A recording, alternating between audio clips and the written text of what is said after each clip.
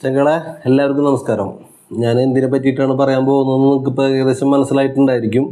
ഇന്നലെ നടന്ന ദേശീയ പണിമുടക്കിനെ തുടർന്നിട്ട് ചില സ്ഥലങ്ങളിൽ ഉണ്ടായിട്ടുള്ള തെണ്ടിത്തരം എന്ന് പറയാം, സത്യം പറയുന്നുണ്ടെങ്കിൽ, അല്ലെങ്കിൽ ചെറ്റത്തരം. എന്താ കാരണം വെച്ചിട്ടുണ്ടെങ്കിൽ വേറെ ഒന്നുമല്ല, പണിമുടക്കും സമരങ്ങളും കാര്യങ്ങളൊക്കെ നമ്മുടെ നാട്ടിൽ ഒന്നാമത് ബന്ദ് ഹർത്താൽ, അതായത് ബന്ദ് എന്ന് പറയുന്ന സംഭവം നമ്മുടെ നാട്ടിൽ നിന്ന് നിയമപരമായിട്ട് കോടതി നിർത്തലാക്കിയിട്ടുള്ളൊരു സംഭവമാണ്.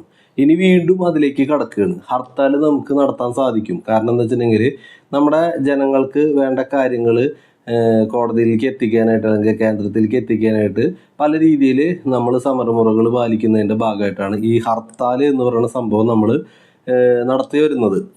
പക്ഷേ ഇത് എന്തിനു വേണ്ടിയിട്ടുള്ള ഹർത്താലായിരുന്നു ഇന്നലത്തെ പണിമുടക്ക് എന്തിനു വേണ്ടിയിട്ടുള്ളതായിരുന്നു? ഇന്നലെ ഞാനൊരു ലൈവ് ഇട്ടിരുന്നു. ഞാൻ ഇന്നിപ്പോൾ ഈ വീഡിയോ ചെയ്യുന്നതിൻ്റെ കാരണം എന്താ വെച്ചിട്ടുണ്ടെങ്കിൽ എൻ്റെ ലൈവ് ഇന്നലെ കഴിഞ്ഞതിന് ശേഷം എനിക്ക് കുറച്ച് പേര് പേഴ്സണലായിട്ട് കുറച്ച് വീഡിയോസ് അയച്ചിട്ടുണ്ടായിരുന്നു. ആ വീഡിയോസും നമുക്ക് കണ്ടു നോക്കി നോക്കാം.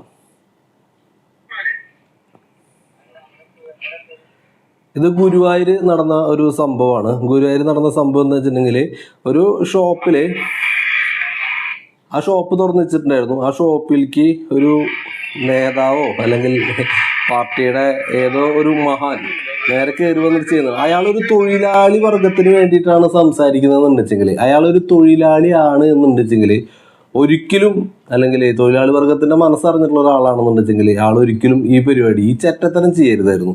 കാരണം ഒരു ഷോപ്പ് നടത്തണം എന്നുണ്ടെച്ചെങ്കിൽ അതിൻ്റെ അത്രയ്ക്കും കുത്തക മുതലാളിമാരായിട്ടാവില്ല അത് തുടങ്ങിയിട്ടുണ്ടായിരിക്കുക.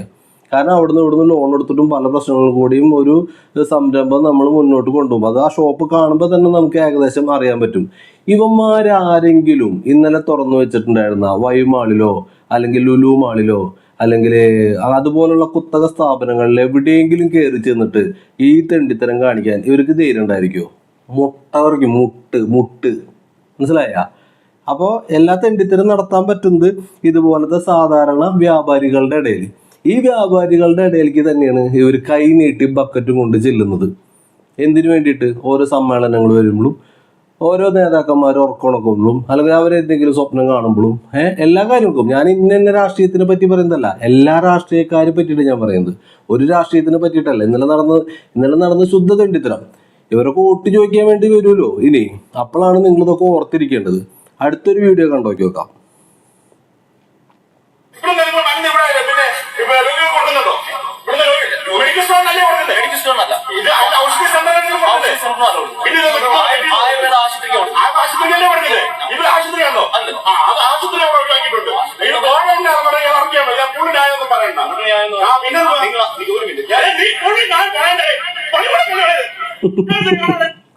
എന്താന്ന് നോക്കണേ, ഇത് എന്താ പറയാ, മെഡിക്കൽ ഷോപ്പുകൾ ഇവിടുന്ന് പുറത്തേക്ക് കൊണ്ടുപോകാൻ പറ്റില്ല. ഒരു ഗോഡൌണിലേക്കാണ് അവർ ചെന്നിട്ടുള്ളത്. ഒരു മരുന്നിന്റെ ഗോഡൌണിലേക്ക് ആണ് അവർ വന്നിട്ടുള്ളത്. അവരവിടുന്ന് സപ്ലൈ ചെയ്യുന്നത് അവർ ഹോസ്പിറ്റലിലേക്കാണ് അവർക്ക് ആവശ്യത്തിനുള്ള മരുന്ന് അവിടുന്ന് ഓർഡർ ചെയ്യുമ്പോൾ കൊണ്ടു കൊടുക്കുന്നത്.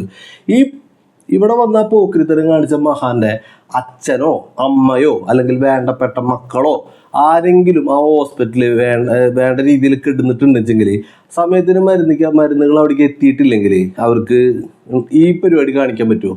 അല്ലെങ്കിൽ തോന്നുമോ അവർക്ക്? അങ്ങനത്തെ ഒരു ചിന്ത ഉണ്ടെങ്കിൽ. കാരണം ഇതൊരു മരുന്ന്, മനുഷ്യന് ഇന്ന് അത്യാവശ്യ ഘടകങ്ങളായ സംഭവങ്ങളൊന്നും മുടക്കരുതെന്നാണ് പറഞ്ഞിട്ടുള്ളത് ഇന്നലത്തെ ഹർത്താലിൽ. മരുന്നൊന്നും ഹർത്താലിന് അല്ല, മരുന്നൊന്നും അത്യാവശ്യമുള്ള സംഭവങ്ങളല്ലേ. അതിനുള്ളൊരു ചിന്ത പോലും സത്യം പറഞ്ഞെന്ന് വെച്ചെങ്കിൽ ഇല്ലേ. ഒരു മരുന്നിന്റെ ഗോഡൌണിൽ ചെന്നിട്ട് ഈ സംഭവം അടച്ചിട്ട് എന്താവും ഇപ്പോൾ അവരവിടെ ചെയ്യുന്നുണ്ടായിരിക്കുക? ഒന്ന് ഊഹിക്കാലോ. അല്ല, ഞാൻ ഇന്നലത്തെ ഹർത്താലിന്റെ ഭാഗമായിട്ട് ഓരോരുത്തർ അയച്ചു തന്നിട്ടുള്ള വീഡിയോസുകളാണ് ഇപ്പൊ നമ്മൾ കണ്ടുകൊണ്ടിരിക്കുന്നത്. ഇനി അടുത്തൊരു വീഡിയോ കാണാം കേട്ടോ.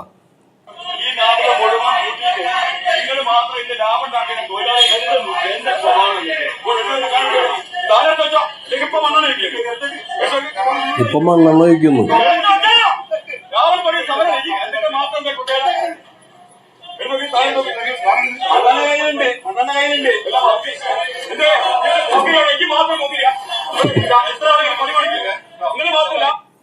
ഇവർക്ക് എന്താ പറയാ, ഇത് കണ്ടില്ലേ നിങ്ങള്, മീനുകൾ നിരത്തി വെച്ചിരിക്കുക.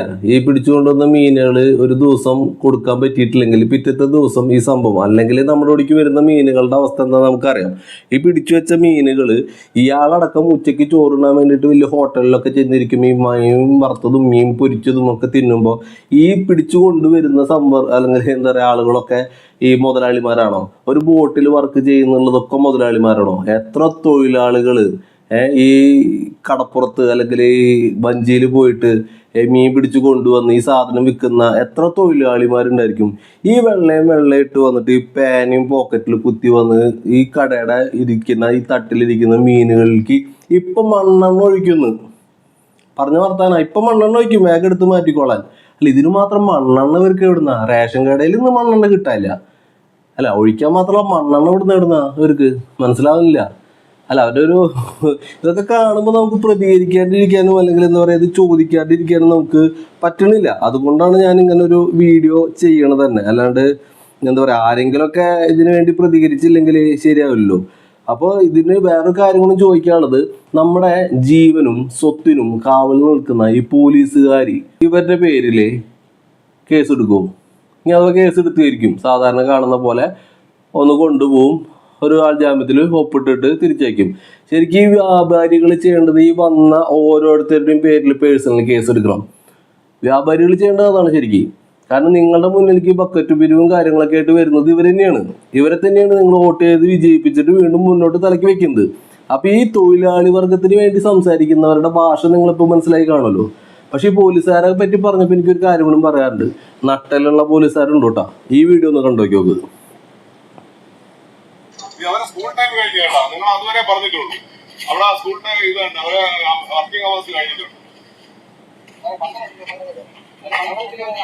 എനിക്കത് 12 മണി അവരെ ടൈമിൽ അവരെ ഒപ്പുണ്ടെങ്കിൽ അവരത് കഴിഞ്ഞിട്ട് പോയിക്കോളും. അവരിതൊന്നും ഒരു സ്കൂള് ലോക്ക് ചെയ്ത് വെച്ചിരിക്കുക പുറത്തുനിന്ന് വിദ്യാർത്ഥികളായിട്ട്. കാരണം ഈ ടീച്ചർമാർക്കായാലും വന്ന് പെട്ട കുട്ടികൾക്കായാലും അവർക്ക് മോളിൽ നിന്ന് ടീച്ചർമാർക്ക് മോളിൽ നിന്ന് ഉത്തരവ് വരാണ്ട് അവർക്കത് ക്ലോസ് ചെയ്യാൻ പറ്റില്ല. സ്കൂളായാലും ഏതെങ്കിലും സ്ഥാപനങ്ങളായാലും അവർക്ക് റിപ്പോർട്ട് ചെയ്തിട്ട് മോളിൽ നിന്ന് വന്നതിന് ശേഷമാണ് അവർക്കത് ക്ലോസ് ചെയ്യാൻ പറ്റുള്ളൂ. അതിന് അതിൻ്റെതായ ഓരോ കാര്യങ്ങളില്ലേ. ഇപ്പം നിങ്ങളെ പോലുള്ള എന്താ ഇത് കണ്ടുകൊണ്ടിരിക്കുന്ന വല്ല മന്ത്രിമാരോ അല്ലെങ്കിൽ വല്ല കുട്ടി നേതാക്കന്മാരൊക്കെ ഉണ്ടെങ്കിൽ നിങ്ങളിലേക്കൊന്ന് എത്തിപ്പെടണമെന്നുണ്ടെങ്കിൽ എത്ര ആൾക്കാരുടെ മുകളിൽ നിന്ന് ഓർഡർ കിട്ടിയിട്ട് വേണം ഇന്നൊരു MLA അല്ലെങ്കിൽ എന്നൊരു മന്ത്രിനൊക്കെ നമുക്കൊന്ന് നേരിട്ട് ചെന്ന് കാണണമെങ്കിൽ. ഈ പോലീസുകാരൻ ചെയ്തത് നല്ലൊരു ആണത്തെന്ന് പറയാം. ഒന്ന് കണ്ടോക്കി നോക്കട്ടാ. അവരെ സ്കൂൾ ടൈം കഴിഞ്ഞു കേട്ടോ. നിങ്ങൾ അതുവരെ പറഞ്ഞിട്ടുള്ളൂ. അവിടെ സ്കൂൾ ടൈം ഇതുണ്ട്, അവരെ വർക്കിംഗ് അവേഴ്സ് കഴിഞ്ഞിട്ടുണ്ട്. അല്ല, എനിക്കത് അങ്ങനെയൊന്നും ആക്കില്ല. 12 മണി വരെ എങ്ങനെ അവരെ ടൈമിൽ അവരെ ഒപ്പിട്ടെങ്കിൽ അവരത് കഴിഞ്ഞിട്ട് പോയിക്കോളും. അവരിതൊന്നും നിങ്ങൾ പറയുന്നത് നിങ്ങൾ സമരം ചെയ്തോ? അതുവരെ അടച്ചിടാൻ പറ്റും അവരെ? അവര് നിങ്ങൾക്ക് സമരം ചെയ്യാനുള്ള അധികാരമുള്ളതല്ല, അവർക്ക് ജോലി ചെയ്യാനുള്ള അധികാരമുണ്ട്. സത്യം, ആ പോലീസുകാരൻ പറഞ്ഞാണ് കറക്റ്റ്. നിങ്ങൾക്ക് സമരം ചെയ്യാനുള്ള അധികാരമുള്ളതുപോലെ തന്നെ അവർക്ക് ജോലി ചെയ്യാനുള്ള അധികാരമുണ്ട്. അത്രയും അവരെ സമയം കഴിഞ്ഞു. 3:30 വരെ ടൈമുണ്ട്.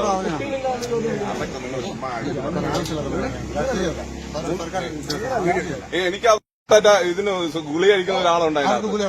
അങ്ങനെയൊന്നും പറ്റുന്നില്ല. നിങ്ങൾ നിങ്ങളെ ടൈം കഴിഞ്ഞല്ലോ. നിങ്ങളെ സമരത്തിന്റെ അവരെ നിങ്ങളെ 12 മണി വരെ ഉണ്ടാവും. നിങ്ങൾ ചെയ്തോ? അവരുടെ വർക്കിംഗ് അവേഴ്സ് കഴിഞ്ഞു. സ്കൂളിൽ നിങ്ങൾ ബാക്കി സർക്കാർ ഓഫീസാണെങ്കിൽ 5 മണി വരെ ഉണ്ടാവും. നിങ്ങൾ നോക്കിക്കോ. റോഡിന് വേണ്ടിയിട്ട് ഈ റോഡ് കുണ്ടും കുഴിയും പൊളിഞ്ഞ് കിടക്കുന്ന ഈ റോഡിന് വേണ്ടിയിട്ട് സംസാരിക്കാനായിട്ട് ഏതെങ്കിലും ഒരു ഉദ്യോഗസ്ഥന്റെ വണ്ടി PWDയുടെയോ അല്ലെങ്കിൽ ഏതെങ്കിലും ഉദ്യോഗസ്ഥന്റെ വണ്ടി നമ്മളൊന്ന് തടഞ്ഞു നിർത്തിയിട്ട് കാര്യം സംസാരിക്കാൻ വേണ്ടിയിട്ട് വിളിച്ചു കഴിഞ്ഞിട്ടുണ്ടെങ്കിൽ അപ്പൊ നമ്മുടെ പേരിൽ എന്തായി? കേസായി.